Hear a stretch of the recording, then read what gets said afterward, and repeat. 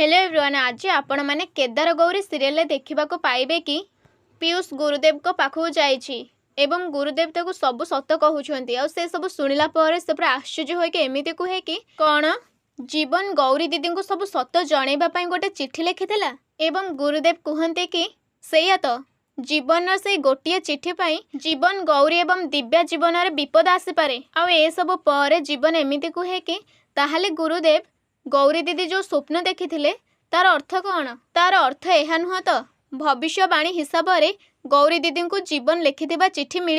एवं तापर जीवन मरीज एवं बहुत व्यस्त होके कहे कि गुरुदेव मुझे सब विषय भाविकी बहुत चिंतार अच्छी कारण एटा जदि विधिर विधान होई पारे ताहले मु एहा भितर पशिबाकू चाहूनी केवल सेथिपाई मु जीवन को खोजिबा पूर्वर आपणक पाखक आसीची एवं एबे आपण कहंतु कि मु एबे कौन करिबी एवं तापरे गुरुदेव कहते कि यह तो समस्या पीयूष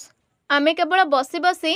आमे अनुमान करिपरिबा किंतु विधिर विधान को बदलई पारिबानी कारण एहार ताकत कहा पाखरे भी नहीं एवं जदि आमे जबरदस्ती यह भितर पशिकी किछि करिबाकू चेष्टा करिबा ताहले समस्या अधिक बिगिड़ी जाई पारे एवं तापरे पीयूष एमिति कहे कि ताहले गुरुदेव एबे मु कौन करिबी एवं तापरे गुरुदेव कहते कि एबे आमे गौरी को भी जणई पारिबानी कि दिव्या जीवन विपदरे अछि एहा जदि आमे ताको कहिबा ताहले से हमको प्रश्न करिवो आ ता प्रश्नर उत्तर देबा आम पक्षरे संभव नुहे एवं से बाबदरे स्वप्न देखि पारुनी काहेकि